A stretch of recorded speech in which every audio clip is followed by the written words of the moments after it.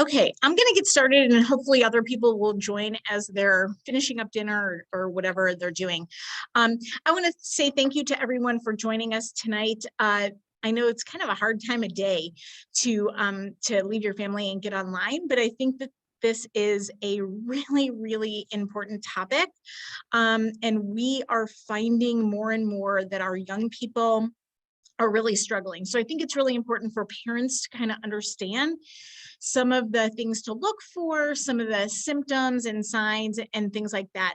I just want to give a brief introduction and then we'll get started. My name is Mindy Grossman. I am the program coordinator here at CHADS, and Aida is going to be also joining me this evening, joining us, I should say.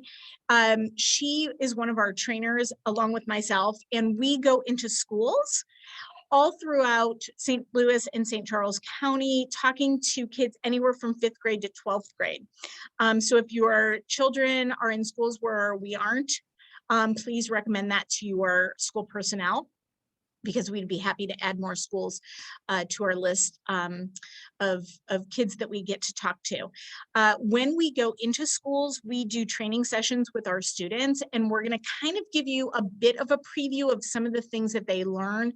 But we have what's called our SOS, Signs of Suicide. That's our basic program to talk to kids about anxiety, depression, signs and symptoms of suicide, what to do if they're having any of those issues going on, and kind of what to do if their friends are, things like that. Hopefully that we always give kids an opportunity at the end of our presentations to indicate if they are feeling anxious, depressed, or suicidal to talk to their school counselor. We also do what we're doing with all of you this evening. We talk to parents, we talk to staffs at different schools, different community groups to get the word out there about mental health and helping our young people. Just a little background, CHAD started about 15 years, 2005. It was started because our bosses, Larry and Marion, lost their son, whose name was Chad, to suicide, and they felt like it was their mission to get out and talk to young people to help prevent this from happening to some other family, but also to get the word out there and try to normalize mental health for our young people. So that's kind of what we're going to do. Truth be told, we're going to go through our training session with you. Towards the end, I'm also a retired Parkway School counselor, so I'm going to talk a little bit about what to do if you suspect that maybe there's something going on with your child, and how to work in partnership with your school to address those issues. If at any time you have questions, comments, please feel free to put that in the chat, and we will try to address as much as we can that comes through that way. Okay, you ready? You need to advance the slide. Okay, so a little bit about your role in suicide prevention. Understanding that suicide is an attempt to solve a problem of intense psychological pain and hopelessness. Even though suicide seems complicated and quite honestly scary, it is preventable, and parents are so important in this process, because you play a really important role in, first of all, identifying that something's up with your kid, and then trying to keep, working on keeping them safe and getting them some treatment.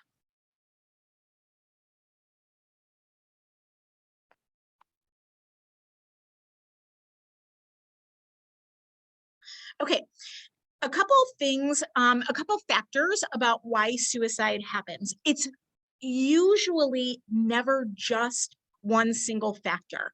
I think a lot of times we hear stories on the news that a child was bullied and they committed suicide. There are suicides that do happen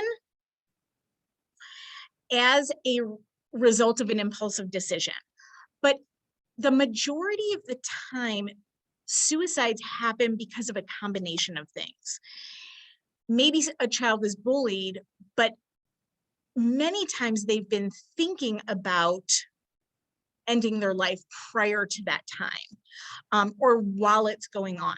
So like I said, it's very rare. It's probably more in the minority that impulsive decisions happen.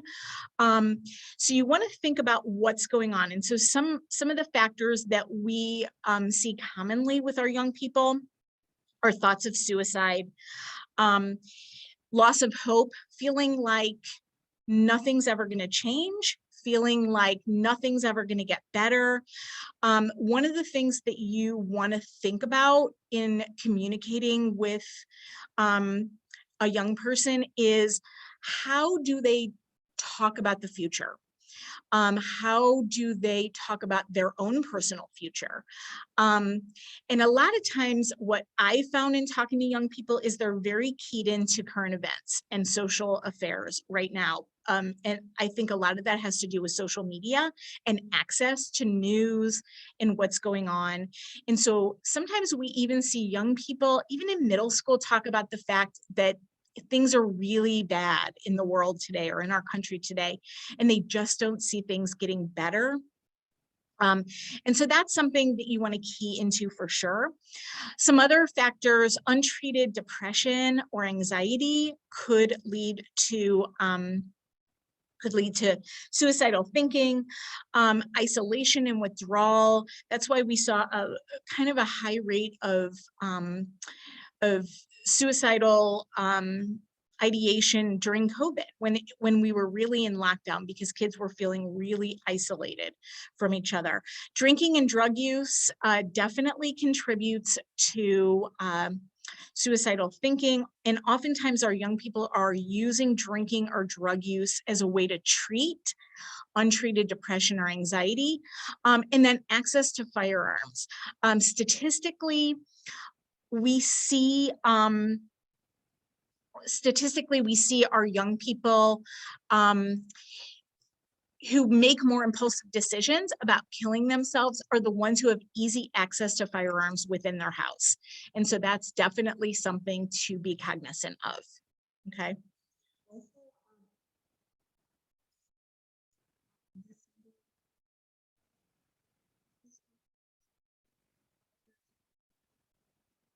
Mom's demand action.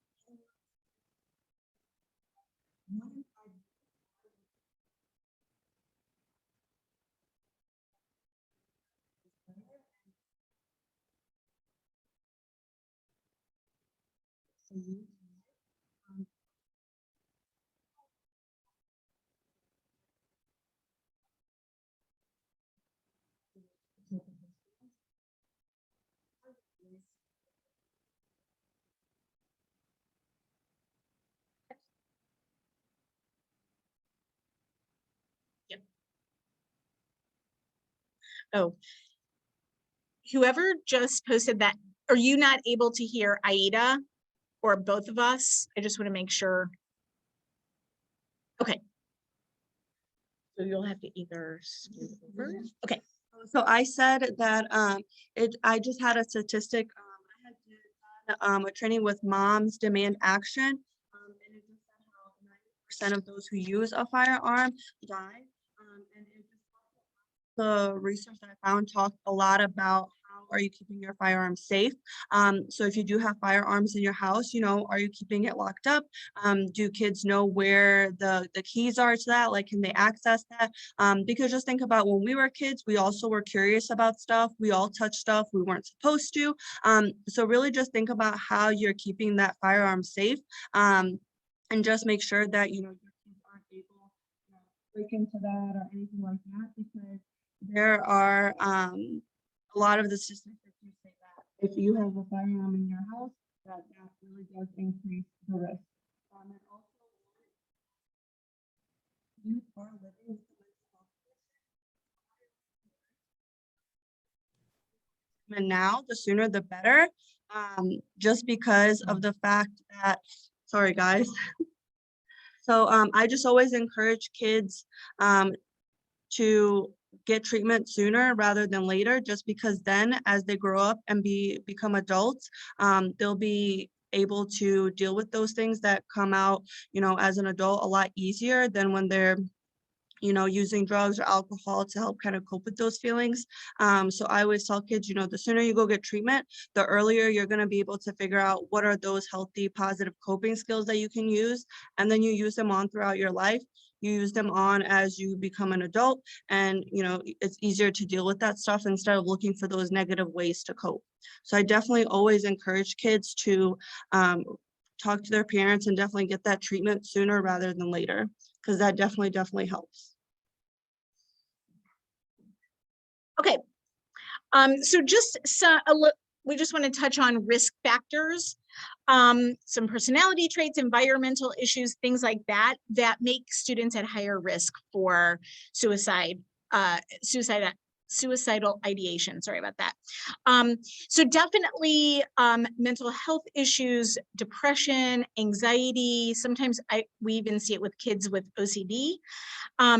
Self-injury is also a possibility, although it's important to understand that self-injury is not necessarily a suicide attempt. You might know students who are engaging in self-injurious behavior that's often meant as a coping strategy as opposed to an attempt to a suicide attempt. So but obviously kids who are engaging in that are really struggling, and so it could be an indicator.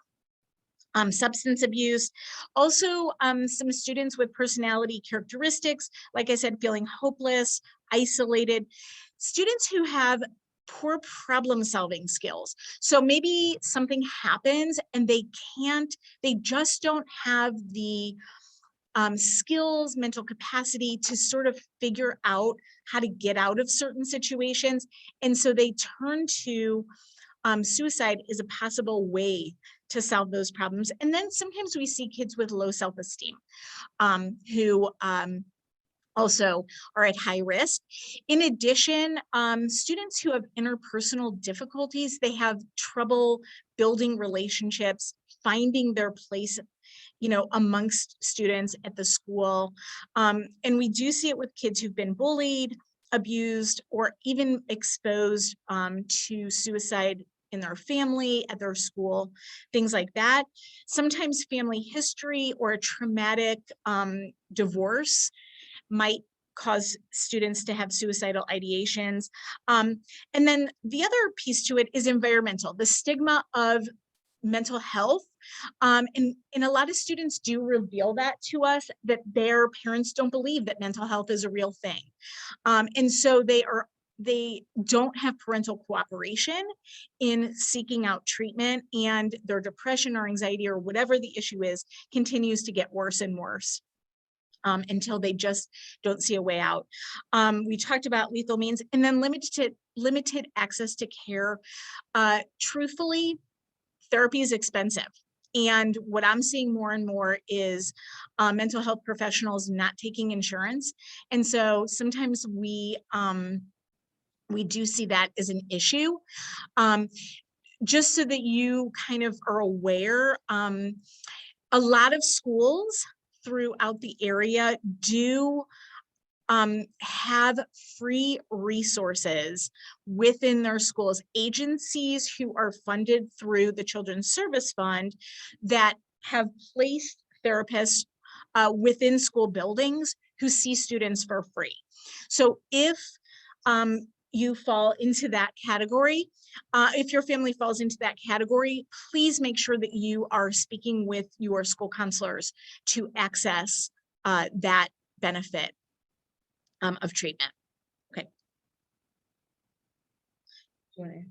I'm going to turn mine off and let you just speak from your.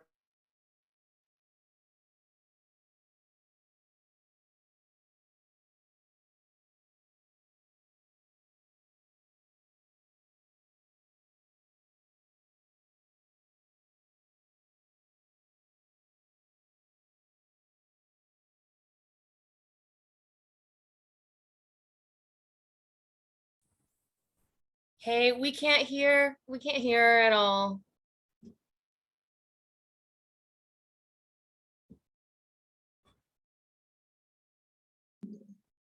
Okay, can you hear me? Okay, I don't know why that is, but um, maybe we need tech support in here. Okay, so I'm going to talk this. I want to just share with all of you. If we were to come into your child's school, the next 3 slides are exactly what they'll see. When we talk about depression, anxiety, and suicide, just so that you'll kind of get an idea of what if your child is in a school that has our presentation. So we talk about warning signs of depression. I'll just kind of touch on a couple of these. Anger is a big one that we see. I talk to the students about it like this. A lot of times, students who are depressed or even overly anxious see themselves in a certain way. I can't do anything right. I'm not as good as everyone else. I'm not as smart as everyone else. And they build up this image of themselves in their head that is oftentimes very different from reality. But because of that, they're suffering a lot of emotional pain. And a lot of times we see that pain come out as anger. So if you have a child who's showing a lot of irritability, rage, anger, that might be a good indication. I want to make clear to everyone, because this is always a question that parents ask me. They always say, tell me the difference between normal teenage behavior or middle school behavior or whatever, and something I should be worried about. And anger is a great one to look at. If your student is showing anger at home, at school, and at baseball practice, that might be a good indication that something's up. But if they seem perfectly happy at school and playing it on their baseball team, but they're kind of grouchy with you, that might just be normal teenage behavior.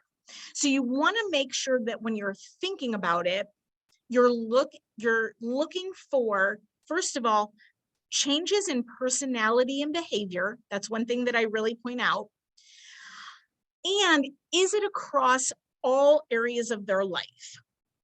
Or is it just with you? Because sometimes kids know, like sometimes they're fine at school with their teachers and their friends because they know the difference between how they should act at school and how they should act at home.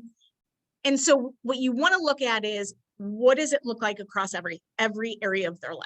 Okay. A loss of interest or pleasure. Nothing's fun anymore. They can't find joy in life. Sometimes we'll see weight loss or weight gain, difficulties with sleep. One of the things is, I think a lot of times when we think about people who are depressed, we think they sleep a ton, but many times kids who are depressed are insomniacs. They can't fall asleep. And I've even heard of young people not sleeping for days at a time. So that's something to think about. Observable, agitated, or slow behavior. Wait, yeah. Oh, we don't? Oh, trouble concentrating, thoughts of worthlessness, even expressing like my life, nobody cares if I'd be around, feeling fatigued or diminished energy, not just normal. Listen, our young people are busy today. This is more like can't get yourself going ever, kind of a thing. And then suicidal thoughts or preoccupation with death. If your child is doodling pictures that show killing, death, dying, definitely check on them. Okay. All right.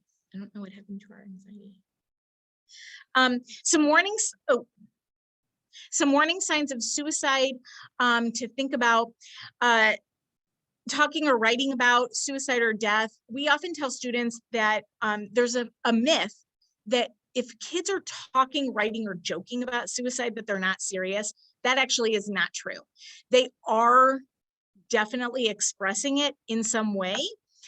I'm not really sure what the age of our audience, what the age of your kids are, but I really hit hard for students when we do this presentation that social media is a huge place where people express how they're feeling. Kids, I always say this, kids document every minute of their lives on social media, so they're going to document this too. So if you, you know, if your child comes to you and says, hey, look what my friend posted on Instagram or Snapchat or whatever, and it's talking about not wanting to be here anymore or wanting to kill themselves, I would definitely give that parent a call and let them know, because the parent might not be seeing if they don't follow their student, but the kid is definitely expressing their issues. Also, another thing that I have been told by students is that it's not my business.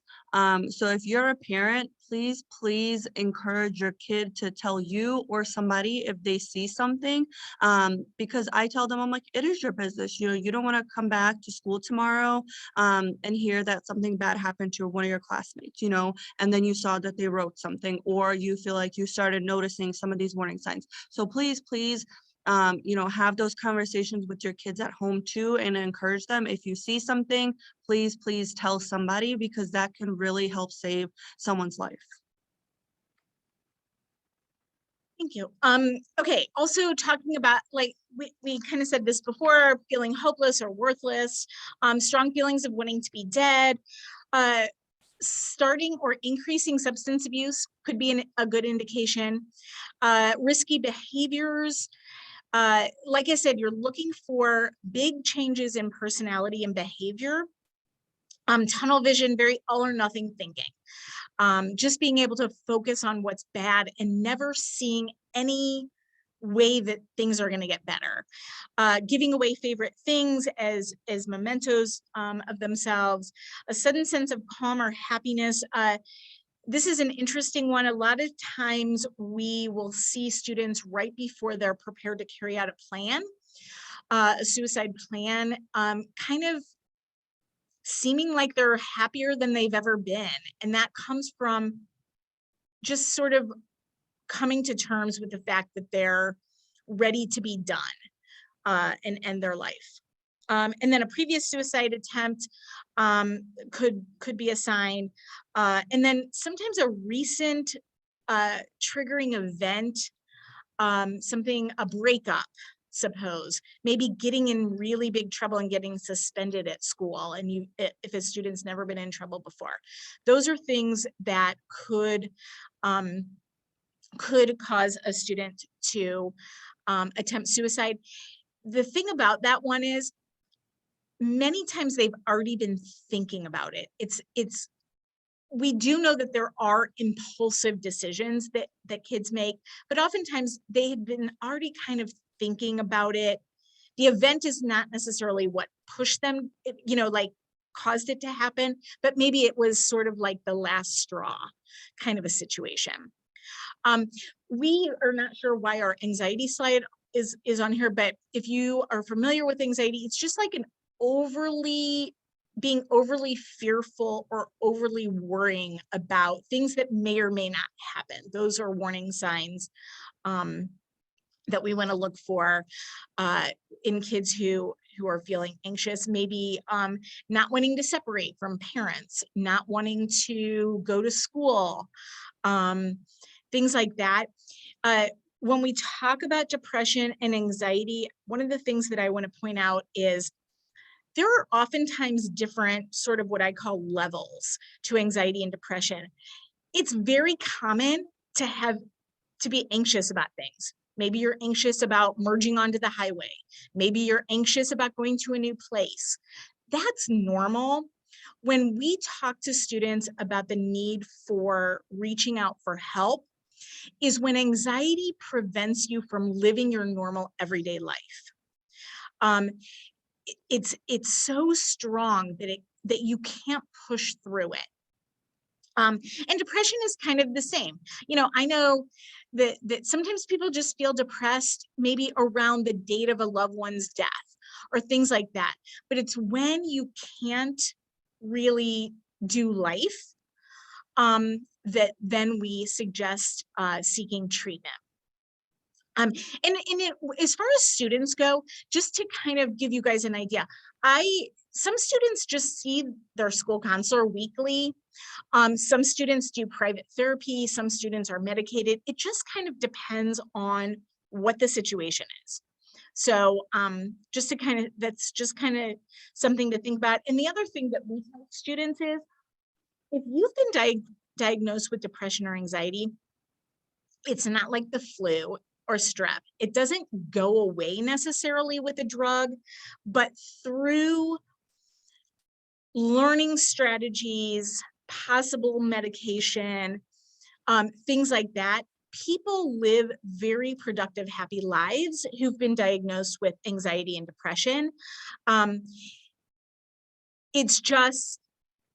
You're just gonna kind of always have to work at it, if that makes sense. Okay, so this is also something that we tell students, and this is a good reminder for parents as well. We talked about the ACT technique with them, acknowledge, care, tell. If something's going on, you want to acknowledge what is happening. If you're maybe approaching your child and concerned that maybe they're having a lot of anxiety, for example, you want to point out specific things that you are noticing that lead you to believe that something's going on. So maybe you say to your child, like, hey, I noticed that you keep turning down invitations to sleep out. Is there, what's that about? Or I noticed that you want to quit baseball. You've been playing for 5 years. Like, can we talk a little bit more about that? So you want to give them some specifics of what you're noticing to begin the conversation about what could potentially be going on. And then the reality is, make sure that you validate your child's feelings. I think sometimes kids are afraid to tell their parents, a teacher, whoever, how they're feeling, because they're afraid they're going to say like, ugh, you're fine, or why are you worried about that, or it's no big deal, or things like that. The reality is, it is a big deal to kids. Even in our mind, if we're like, why are you worrying about, like, that, don't be worried about, even if that's our reaction, that's not what we want to say to our kids.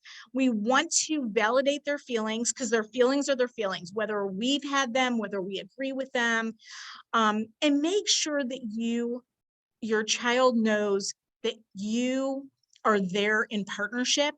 Listen, I hear you're struggling. We're going to figure this out together.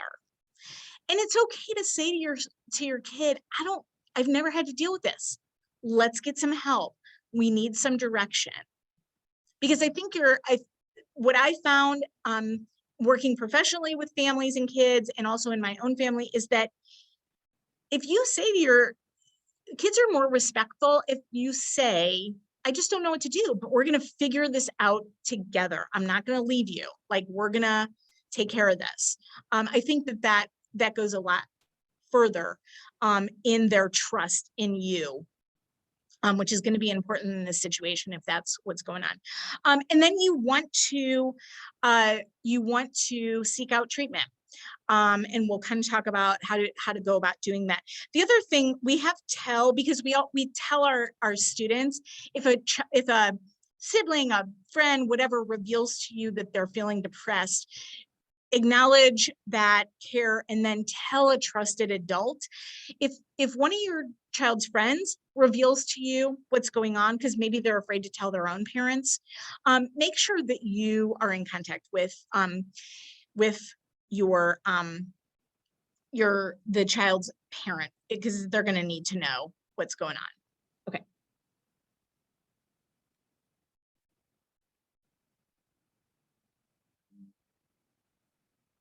Okay. So managing your reaction, I think is really important. Even though, this is my best advice, even though inside you are freaking out because you don't know what to do, you're so worried, you know, we're parents, like we want our kids to be healthy and happy. So if your child reveals something to you, and even though inside you're like, ugh, make sure that you are not reacting in a negative way. You're not yelling at them. You're not, you know, making them feel bad about what's going on, because the second you do that is the second they shut down and they're done talking to you about it. You want to make sure that you are, you know, being open and showing them that you're supportive.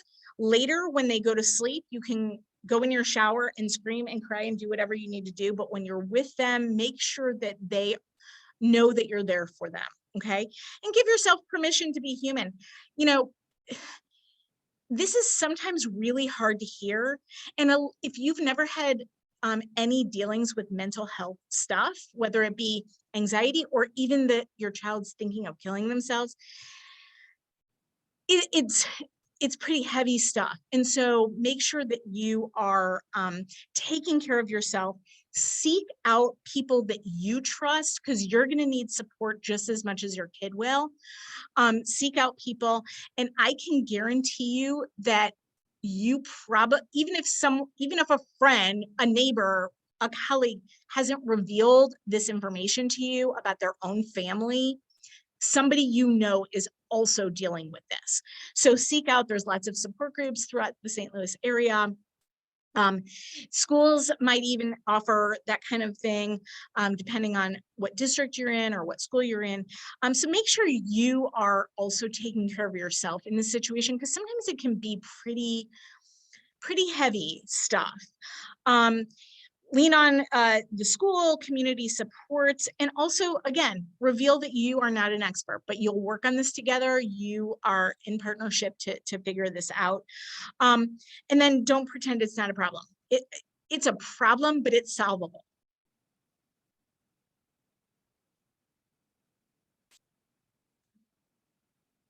Okay, a couple things that you can do. Building protective factors, provide structure for your child, limits, rules, monitoring, and predictability, especially with kids who have anxiety. That predictability is so important. I know a lot of students revealed to me that, you know, even at school, if plans change suddenly, it kind of throws them for a loop. You want to also set clear expectations for acceptable behaviors and values.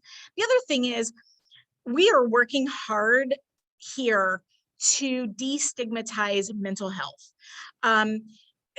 I love that lately I've been turning on my TV and lots of celebs, athletes, musicians are talking about their own struggles with anxiety and depression.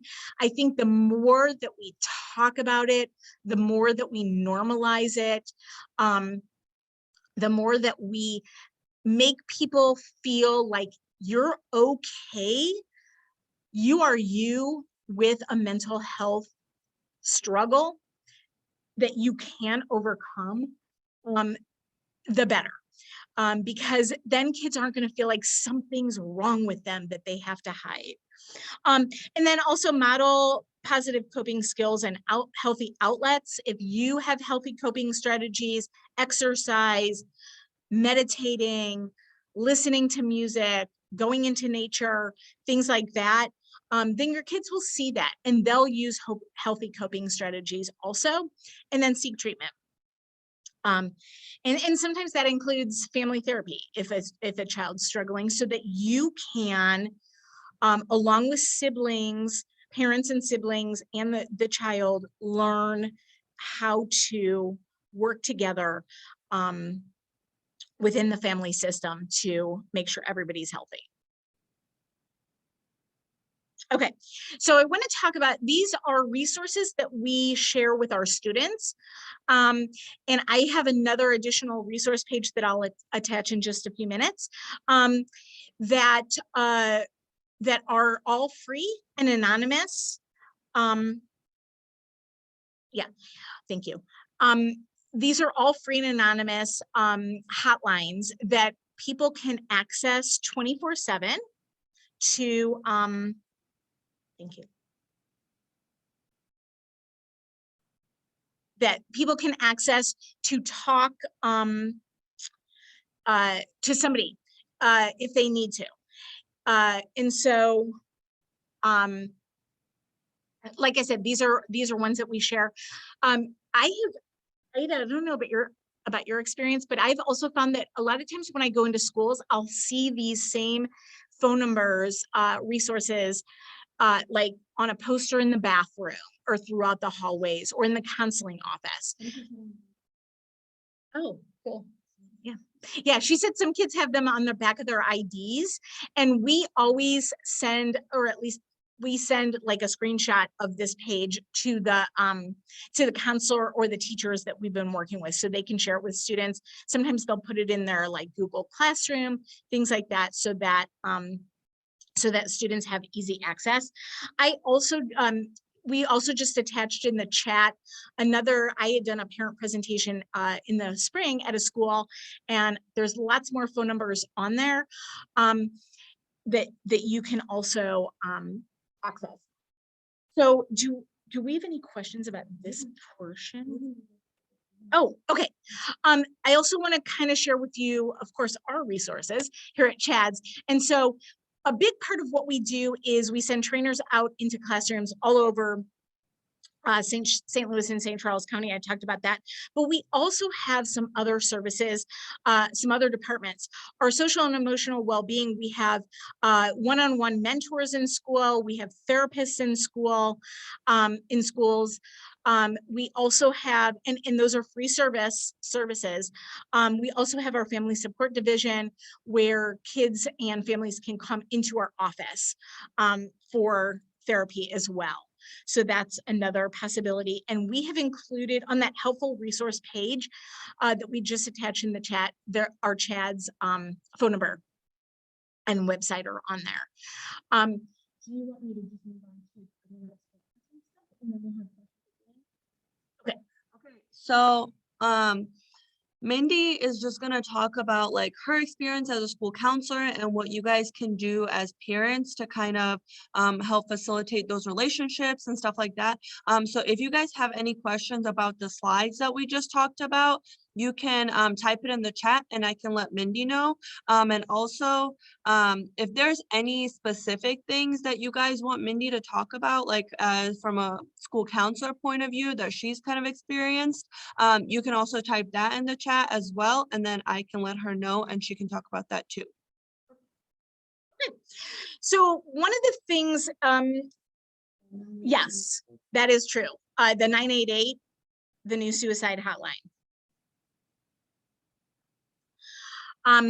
One of the things that I always recommend is that, I think I'd mentioned that at the end of our presentations, we have students fill out a self-ID slip and it says like, do you need to talk to a counselor today before the end of the day? Do you want to talk to a school counselor sometime this week, or you're doing great and don't need to? So that's one of the ways that we get our kids identified by school counselors. But if you as a parent are suspecting something's up and you're concerned about your child, I always say to start at two places. One is your pediatrician. They are a wealth of knowledge, and pediatricians are now required to do mental health screenings at a certain age, and I think it's around 8. At a well check every year at a student's well check. So a pediatrician's a great resource. I'm going to tell you a little tip that I used to share as a school counselor. Oftentimes, there's a long wait for therapists, psychiatrists, psychologists. Sometimes if your pediatrician calls as a professional courtesy, they'll get you in sooner. So that's just a little tidbit that I used to always share with parents. But another great resource for you that might be more accessible is your school counselor. If you haven't really had experience with a school counselor, we are trained to observe students. That's a big part of what we do. And so suppose a parent calls me and says, hey, like I'm really kind of, some stuff's been going on with my kid and I'm not sure if I should be worried or things like that. We kind of, I used to talk it through with the parent. Oftentimes I would then call the student in to kind of check on them.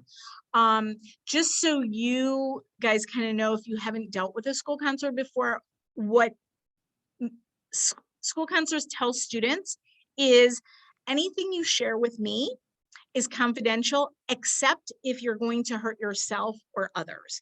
Those are the two like reasons why I would have to then call a parent and reveal that information.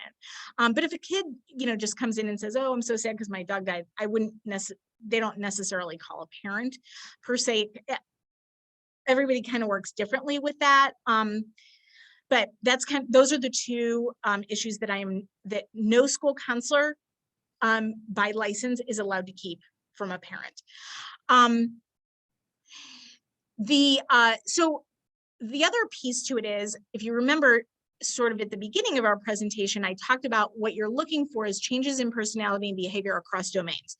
So oftentimes your school counselor can serve as a liaison between a parent and teachers. So you call your school counselor, they are then able to reach out to, let's suppose a student's in middle school, contact all 7 teachers, like, hey, can you tell me what's going on in the classroom? Are you noticing certain behaviors? Are you, things like that, and gather that information for a parent to be able to use to kind of determine what the next steps should be. Okay. School counselors are trained to do behavioral observations in classrooms. They are also trained to do suicide assessments. So if maybe your child has revealed to you that they're suicidal, or maybe one of their friends would come to the school counselor and say, hey, Susie told me that she's suicidal, then school counselors are trained to do a suicide assessment. I'm going to venture to say that in the majority of schools, they have come up with an assessment tool that has been looked over by many people, including their legal team. So it is a viable suicide assessment. Depending on that information, I've called parents and said, hey, I need you to come pick up your child and take them to the hospital. It just kind of depends on what the results of the assessment are. But they are a great resource and a good place to start if you are really noticing that there is an issue going on. Okay. In addition, school counselors and school districts oftentimes maintain a referral list. I know the one that I was used to working in my school district was developed by input from parents. So maybe a parent would call me and say, oh gosh, we've had the best experience with Dr. blah, blah, blah. And then I would say like, hey, can you tell me a little bit more about them? What, are they psychologists, therapists, whatever? And then we would put those onto our district referral list. If you've ever asked your school counselor for referrals, ethically, they have to give you 3 names. And let's be honest, that probably came out of a bad experience that somebody had. And then you can do your research to figure out, sometimes a boy wants a man, or maybe you want to be in a certain area of the county, so you don't have to drive far for, you know, so they will normally give you a list of 3 to 5 referrals, and then you'll have to do the work to figure out who will work best for your student and for your family. But they are a wealth of knowledge in order to do referrals. And then the other thing that a lot of school counselors do is they interact with a child's mental health professional. So in other words, sometimes school counselors will get a call from a child's therapist, and they'll kind of want to report about how the student's doing at school. And before we're allowed to do that, we do have parents sign a permission to share information back and forth. And maybe, you know, the counselor says, oh, you know, we're still seeing a lot of anxiety about going to PE, for example. And then we kind of try to work together on mimicking the coping skills and strategies that a student learns in private therapy while they're during their school day, so that they're really getting that experience across the board, which we find is really helpful for sure. So definitely they are, I can't say enough about how important school counselors are to the process when students are you know, struggling. The other thing that school counselors deal with is, suppose a student is hospitalized, they very much are involved in the re-entry plan to get a student back into the building successfully. And sometimes that includes, a lot of times when kids come out of being hospitalized, it's recommended that they do IOP, which is intensive outpatient. So sometimes students have to either miss part of the day of school for that. So a counselor helps sort of facilitate how to make up work, how to make up tests. What, you know, maybe they'll work with the teachers, like, does Johnny really have to do all of this work? Because sometimes if a kid is missing school, that just makes their anxiety worse, because now they're feeling like they're behind. So the counselors are really helpful in that reentry into school. We want to make sure that kids are mentally healthy to be in our buildings each and every day. So. Thing that I could say, encourage you guys as parents that you could do now that school's coming up, open houses and stuff like that. You know, you guys can definitely during open house go up to the school and figure out who is the counselor. You know, introduce yourself, introduce your child, just so then they can kind of put a face to a name, and that might help them feel a little bit more comfortable. I think that sometimes kids will be like, well, I don't really know them, I don't really feel comfortable, but just kind of, you know, you being there with them and letting them know, like, hey, this is somebody you can really talk to if something is going on at school, might help encourage them to really reach out to the counselor and talk to them if they do need it. So I say definitely try if there's open house. I know some schools will have like high schools will have they'll have like 4 different counselors, and then that counselor will follow them through all 4 years. And so I encourage kids, especially my 8th graders I go talk to, I'm like, you know what, next year you're going to high school, you're going to have the same counselor for all 4 years.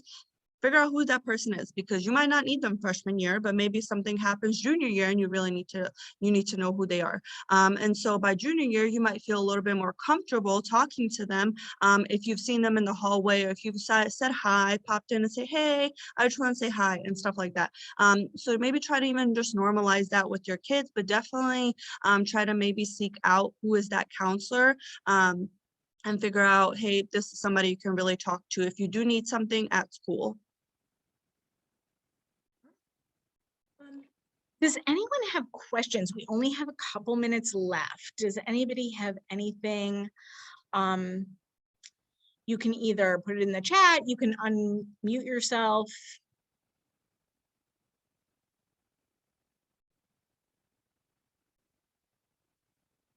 Nope. Okay. Anything else that we need to cover? I will say if there is something specific that you feel like you guys want to hear us talk about, you can write that in the chat too. Sorry, I don't know why.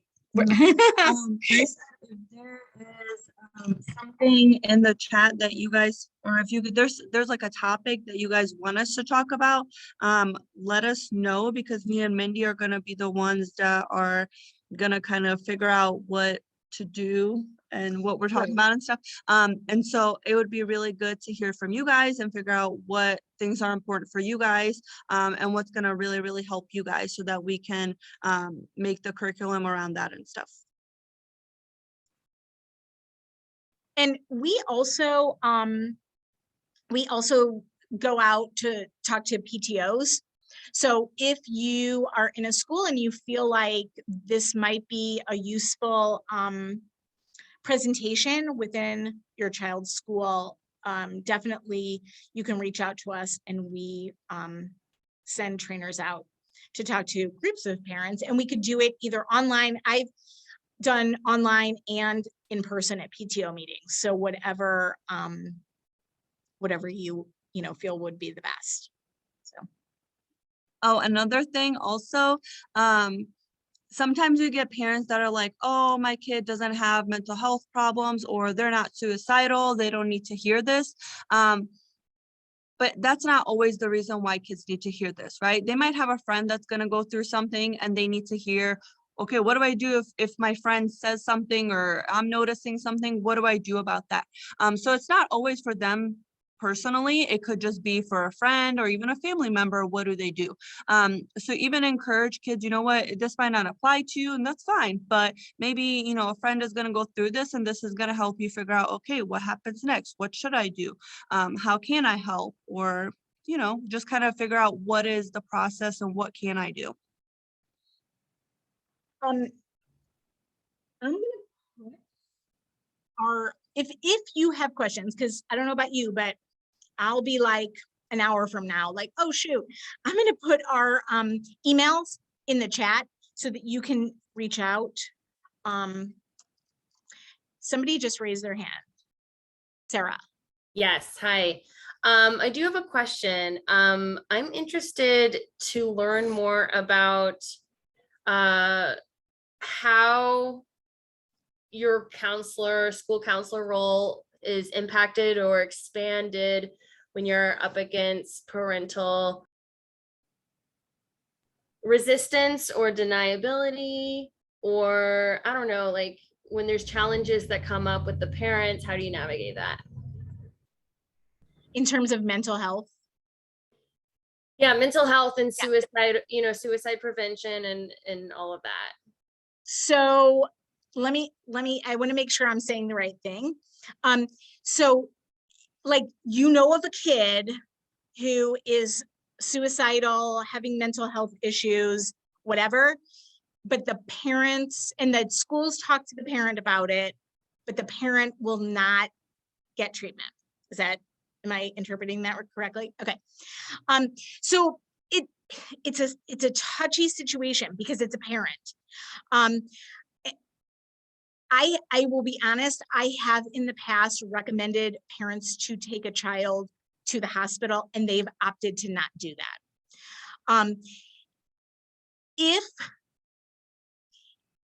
If we have enough evidence, we have also, if the school has enough evidence and we know that the parent has been resistant and we feel like the child is in danger, I have contacted Children's Division, because it's a really hard situation. But we have done that before, and depending on the situation, we even sent a student in an ambulance to the hospital before without parental consent. The problem is in schools, there's a lot of legal issues So you really have to be careful, and you really have to have a ton of documentation. So I used to work for Children's Division. I know it's 7 o'clock, so if you need to leave, you can. So I used to actually work for Children's Division, and I actually had a report like this in St. Charles County. Every county is different in how they do stuff.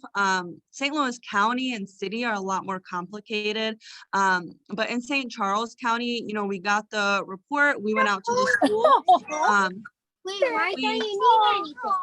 We called the parents and really tried to talk to them, and we just let them know, like, hey, this is really a safety concern for your child. Like, if you're not going to do something about it, then the police might have to take custody, and now it's going to be under our jurisdiction of whether this kid's going to go to hospital. So we just had to kind of explain to the parents, like, this is that serious that they had to call us. And again, it goes back to sometimes people don't have a lot of information about mental health and what that means, what treatment is, and stuff like that. And that's okay. And I feel like that's kind of the school counselors and the Children's Division time to really educate that parent, explain to them why are we all so concerned. You're not always going to get someone who's going to be trying to educate. Sometimes you're just going to get people who are going to be like, hey, this is what it is. If you're not going to do this, then the child's going to come into custody. And so that's what I have seen happen before, when parents are that resistant and we know that, hey, this kid has made a plan, this is what it is, and all that kind of stuff. That's what I've seen happen. So that is a risk. And the other piece to it too is, Sarah, like, suppose this is your neighbor or something, you can a private citizen can always make a Children's Division report. And you can do it online. You can submit it online, so you don't have to necessarily talk to someone. And also, what I will say, you can submit it online as long as it's not like an emergency. Right. So that would classify as an emergency. So you would not be able to do it online. You'd have to call the phone. But Children's Division cannot reveal who called in the report. As much as people can speculate, there's so many times I went out and people were like, I know the school counselor called, like, my kid was at school all day. Of course, the school counselor called. And we're like, well, we cannot tell you who called, who made this report. So no matter what parents think, we cannot, by law, we cannot tell who made the report. The only time we can tell who made the report is if I'm sitting in a courtroom and the judge himself or herself says, you need to say who made this report. And that's the only time. And even then, they can get in trouble for that. So by law, workers cannot reveal it. Parents or whoever will always speculate who they think it is. And sometimes they're right. But by law, Children's Division cannot reveal the reporter, no matter what the person thinks. Mm-hmm. Right.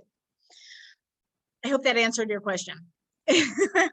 Okay, if there is nothing, we want to be respectful of everyone's time. If there's nothing else, we're going to end. But if you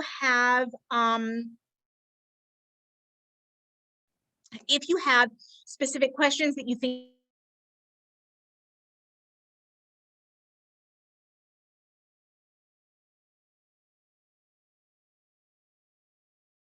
there is something, a topic that you are interested in, please let us know, because we will cover that. We'll cover that in our presentation or make a new whatever. So thank you so much.